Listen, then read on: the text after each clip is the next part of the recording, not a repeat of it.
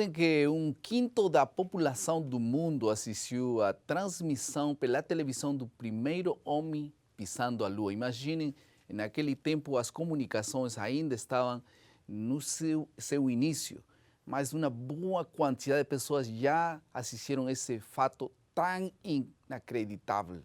Muitos acharam que era mentira, era verdade. Era provavelmente uma das maiores conquistas do ser humano nesse tempo. Mas quero dizer algo. Algo mais impressionante ainda aconteceu quando Deus pisou a terra. Quando Jesus trouxe o segredo de Deus a essa terra. Foi uma visitação divina, santa, que mudou a história do mundo para sempre. O foco da lição desta semana é entender que Jesus foi em todas as coisas feito semelhante a seus irmãos. Tornou-se carne, da mesma maneira que nós, e tinha fome, sede e fatiga. Sustentava-se com alimento e refrigerava-se pelo sono de cada noite. Era Deus em carne. Ele compartilhou da sorte do ser humano. Não obstante, foi imaculado Filho de Deus. Vamos à segunda parte do nosso esboço, que é a compreensão. Quem é Jesus Cristo? É o título da lição número 3. E para comentar esta lição está mais uma vez conosco o pastor Adenilton Tavares, que é professor de teologia na Faculdade Adventista da Bahia, em IAN. Bem-vindo. É um prazer estar aqui mais uma vez. Vamos começar com uma oração para que Deus guie esse momento especial. Vamos orar. Bondoso Deus, que prazer estarmos juntos mais uma vez para estudarmos a Tua Palavra. Amém. Mais uma vez rogamos humildemente que o Teu Santo Espírito dirija os nossos pensamentos, os comentários e que possamos aprender um pouco mais a respeito de Ti e da Tua Palavra. Nós choramos agradecidos em nome de Jesus. Amém. Amém. Vamos falar então de dois assuntos especificamente. Vamos falar dos títulos de Jesus, Filho de Deus, Filho do Homem, e também vamos falar sobre a divindade de Jesus e como esta divindade afetou para a nossa humanidade. Vamos à primeira pergunta então. Quais são as implicações do título Filho de Deus, que está em Lucas capítulo 1, verso 31, 35, em vários outros lugares, né? Ok. Pastor, acho que a primeira coisa que nós devemos ter em mente, muito importante isso, absolutamente importante, é que quando nós estamos estudando a respeito da natureza de Cristo, esse é um assunto que foge à nossa compreensão. Nós deveríamos dizer que esse é um assunto que está revelado na Bíblia, porém não totalmente explicado.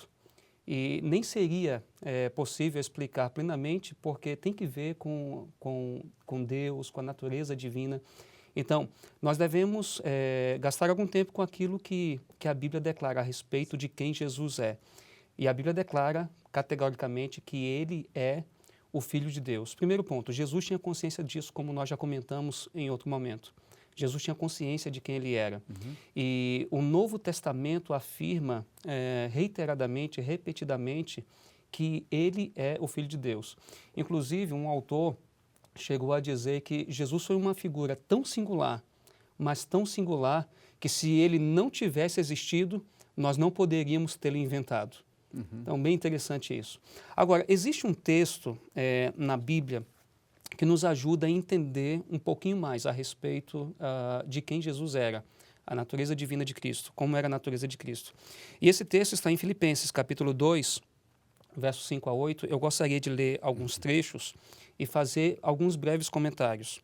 Paulo diz assim: de sorte que haja em vós o mesmo sentimento que houve em Cristo Jesus, que sendo em forma de Deus, não teve por usurpação ser igual a Deus. Então, primeiro ponto aqui nesse texto, Paulo está comparando Jesus a Deus e o verbo que ele está utilizando é o verbo ser. E esse verbo aparece duas vezes, sendo em forma de Deus, e depois ele diz, não teve por usurpação. E a palavra original aqui significa furto, ou seja, Jesus não considerou um furto ser igual a Deus. Por que ele não considerou um furto ser igual a Deus? Porque ele tinha consciência de que ele era Deus. Então, Paulo afirma categoricamente que ele é igual a Deus. Uhum. A expressão forma de Deus se contrapõe depois à expressão forma de homem, porque Paulo está utilizando palavras diferentes. Embora em português apareça a mesma palavra, ele está utilizando palavras diferentes. Na primeira situação, quando ele está utilizando forma de Deus, a palavra que aparece significa forma em essência. Quando ele está comparando com o homem, a palavra que aparece significa forma, mas forma aparente. E esse conceito vai ficar claro na sequência do texto, quando Paulo diz no verso 7, mas a si mesmo se esvaziou, tomando a forma de servo, fazendo-se semelhante aos homens. Então veja, quando Paulo está comparando Jesus a Deus, ele utiliza o termo essência e o termo igual, ele é igual. Quando compara aos homens, ele é semelhante. Ou seja, Jesus é igual a Deus e ele é semelhante aos homens. E quando compara Jesus a Deus, ele é. Quando compara Jesus aos homens, ele tornou-se. Ou seja, esse termo aqui está fazendo alusão à encarnação. Então, na encarnação, Jesus tornou-se homem. Ele é homem na aparência, ele é plenamente Deus. Quando nós olhamos para o Novo Testamento, quando nós olhamos para o Evangelho, para os Evangelhos, nós temos que ter consciência de que os autores bíblicos estão afirmando que Jesus, na encarnação, é plenamente Deus. Agora, qual é a implicação de ele ser plenamente Deus? É porque essa é a única razão e essa é a única maneira de ele pagar o preço tão alto exigido pela lei. A lei requeria a morte do pecador e somente um ser igual a Deus poderia pagar o preço. Quando nós vamos, por exemplo, para o livro de Hebreus, nós observamos que o autor tenta construir exatamente isso. Ou seja, Jesus é plenamente Deus, Jesus também é humano, e porque ele tem essas duas características, ele pode ser o meu intercessor no santuário celestial. Ele precisa ter essas duas características. A palavra filho de Deus, tem uma característica que denota igualdade com Deus? Sim. É interessante, por exemplo, quando nós olhamos no Novo Testamento, a gente encontra a expressão filho das trevas, ou seja, aquele indivíduo ele tem uma relação profunda com as trevas. Filho da desobediência significa ele é desobediente. Ou seja, o termo filho, na mentalidade judaica, significa aquele que é igual em natureza. Agora, é claro, alguém poderia dizer o seguinte, não, mas a Bíblia também diz que nós somos filhos de Deus. Mas aí nós precisamos deixar uma coisa bastante clara. Quando a Bíblia fala que nós somos filhos de Deus, nós somos filhos de Deus porque nós somos recebidos por adoção. Mas quando a Bíblia está falando a respeito de Cristo e que ele é o Filho de Deus, a Bíblia está afirmando que ele é igual a Deus. Ele é Deus. A segunda declaração favorita de Jesus foi filho do homem, né? Especialmente em Lucas, ele enfatiza muito essa expressão. Lucas 5:24 e depois o capítulo 6, verso 5 fala dele mesmo como filho do homem. Ou seja, para que ele se tornasse o nosso Salvador, ele tem que ser igual a Deus, mas ele precisava se identificar com a natureza humana. E a Bíblia deixa isso muito claro. Jesus teve fome, Jesus teve sede. Existe até uma música que se tornou muito conhecida na década de 80, que dizia o seguinte, ele fez-se um de nós. Então, com isso, ele está cumprindo os dois requisitos básicos para que ele pudesse se tornar o nosso Salvador. Ele é plenamente Deus e a gente também pode dizer que ele é plenamente homem. A divindade de Jesus foi a natureza humana do Filho de Maria transformada na natureza divina do Filho de Deus? É uma coisa muito importante, e inclusive as pessoas perguntam muito. Alguns dizem assim, então Jesus fez isso aqui como homem, e isso aqui ele agiu como Deus. Na verdade, nós deveríamos evitar esses comentários. Nós deveríamos dizer que a natureza de Cristo é uma natureza divino-humana. Nós podemos dizer que em Cristo as duas naturezas se fundiram. Exatamente. As duas naturezas se fundiram. Então nós deveríamos, quando nós nos referimos à natureza de Cristo, nós deveríamos dizer que ele tinha uma natureza divino-humana. E não uma natureza divina e uma natureza humana. Não é? Esse não é o pensamento bíblico, esse não é o pensamento do Antigo Testamento, esse não é o pensamento semítico. Na verdade, nós deveríamos falar em uma natureza apenas, que é divino-humana. Por que é tão importante saber a resposta correta à pergunta de Jesus que ele fez aos discípulos? Quem dizem as multidões que sou eu? Isso está em Lucas, capítulo 9, verso 8. Né? Eu creio que essa, pastor, é uma das perguntas mais intrigantes que nós encontramos dentro da Bíblia. O que dizem os homens que eu sou? É interessante, eu me lembro de um pensamento do pastor Billy Graham. Ele diz que a cruz é uma ofensa às pessoas em suas atuações diárias. Ela confronta as pessoas em suas atuações diárias. Mas ele diz que essa é uma confrontação com a qual todos nós temos que nos encontrar. Todos nós precisamos nos confrontar com a cruz. E essa pergunta traz exatamente esse conceito. Quando nós observamos o Evangelho de Mateus, a gente percebe que, para Mateus, Jesus é o Messias, rei da profecia do Antigo Testamento. Quando nós vamos para Marcos, Jesus é aquele que toca nas pessoas, ele se identifica com as pessoas. O Evangelho de Marcos é um evangelho que tem um ritmo muito acelerado, Jesus está tocando e está sendo tocado. Quando nós vamos para João, nós observamos que para João Jesus é o Filho de Deus, ele é Deus encarnado. Nós percebemos isso logo no início do Evangelho. Para Lucas, Jesus é o médico das almas. Ou seja, parece que Lucas está tentando trazer essa pergunta ao nível pessoal. Essa é uma pergunta que todos nós temos que responder. Quem é Jesus para mim? Quem é Jesus para mim? Então, essa pergunta é importante porque ela tem que ver com a nossa salvação. Aquilo que Jesus representa para nós tem que ver diretamente com a nossa salvação.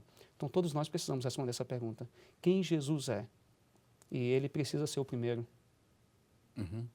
E a maioria de pessoas, quando é perguntado esse assunto, eles dizem que Jesus é meu ajudador, meu protetor, meu grande alívio, sustentador, aquele que está comigo sempre, etc. Né? Ele é tudo isso. Mas a resposta mais importante de Jesus, e está claramente, tem que ver com salvação. Sim. Né? Sim, exatamente. Na verdade, ele é tudo isso. Ele é nosso ajudador, ele é nosso amigo, né? Ele é nosso companheiro. Agora, tudo isso é possível porque ele é Salvador. Senão não teria, todas as demais coisas não teriam sentido. Não faria sentido. E essa resposta é fundamental. Vamos ouvir agora a mensagem do autor da lição, a palavra do autor nesse momento, a continuação. Uma das primeiras coisas que Jesus quer de quem irá escutá-lo, ou segui-lo, ou mesmo pensar nele, é: aceite esse modo de agir. Quem você pensa que eu sou? Se você pensa que eu sou outro Sócrates, ou outro Mahatma Gandhi, ou outro grande filósofo, ou um grande professor, Jesus quer que você aprenda, que diga realmente quem você pensa que Ele é. Quem você realmente acha que eu sou? Apenas depois que respondemos esta pergunta, o que Ele diz passa a ter significado. Então, se pensarmos em Jesus como Filho de Deus, apenas, se como Filho de Deus, Ele também é Deus, então essas palavras têm um significado para nós. Os ensinos de Jesus são maravilhosos, mas eles não terão nenhum impacto na sua vida, a não ser que você conheça a pessoa de Jesus, quem Ele é. Por isso Jesus nos faz essa pergunta: quem você pensa que eu sou? No momento da transfiguração, os discípulos estavam sonolentos. Eles não estavam preparados para poder receber as manifestações de Jesus. E Jesus se manifesta permanentemente na vida de cada um de nós. E nós precisamos estar atentos. Por isso a Bíblia está cheia de conselhos que, enquanto esperamos a vinda de Jesus, deveríamos estar atentos. Não deveríamos dormir. Dormir não significa apenas descansar das noites, significa que de evitar esses momentos de comunhão com Deus, ser substituídos por outra classe de assuntos para estar acordados. E então poderemos responder essa pergunta: quem é Jesus para nós? Ou esperas algo dele, ou esperas a Ele na tua vida? E que Ele possa ser esperado, e as demais coisas Deus nos vai dar. Alguma aplicação mais? Sim, pastor, o fato de Jesus ser Deus homem, isso nos dá a garantia de que nós podemos confiar nele. Eu tenho lá em casa um porquinho da Índia. E outro dia eu estava brincando com o meu porquinho da Índia, tentando afagar, tentando fazer carinho, mas eu percebia que ele não conseguia compreender o meu afeto, o meu amor por ele. Outro dia nós trouxemos outro porquinho da Índia. E quando nós colocamos os dois porquinhos juntos, eles interagiram bastante. E aí eu entendi que para que o porquinho da Índia entendesse que eu gosto dele, que eu tenho um afeto grande por ele, eu deveria ser um dele. Então, o fato de Jesus ser um de nós, o fato de Jesus ter se tornado homem, isso nos dá a garantia de que nós podemos confiar nele. Nós temos um representante no céu. Amém. Nós podemos confiar nele. Amém. Vamos à última parte do nosso esboço, que é a criatividade. Jesus respondeu à pergunta dos discípulos de João Batista a respeito de se era ele que haveria de vir ou deveriam esperar outra pessoa. Os surdos ouvem, os cegos enxergam, os coxos caminham. Cada vez que alguém nos solicita dar conta de nossa fé, eles devem encontrar, devem reconhecer Deus pelos frutos, evidências de nossa vida. Para muitos, a única evidência de Deus seremos nós mesmos. Eles nunca conseguirão ver a Jesus se não conseguem ver em nós o reflexo de Jesus. Porque não oramos para que tu e eu possamos ser o reflexo de Deus. Querido Pai, nós queremos te conhecer e queremos refletir teu amor aos demais. Ajuda-nos a fazer isso nessa semana. Em nome de Jesus. Amém. Amém.